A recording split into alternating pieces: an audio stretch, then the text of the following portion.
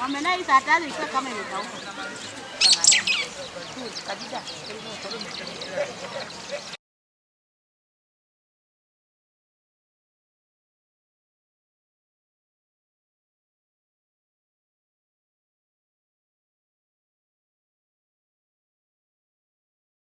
Kuna watu watatu walifungwa huko Uganda. Hata jela zenyewe hatujui, mara wako Duzira, mara wako Chitaria, mara wako transferred wapi. Sasa tunashindwa, mtu mwenye anatuhudumia, mwenye anafanya kazi yenye inastahili.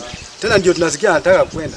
Hapo na tuko na adhira. Tafadhali serikali tunaomba tu matiangaingilio maneno na nini Mr. Juma baki hapo Port Victoria atufanyie kazi yetu.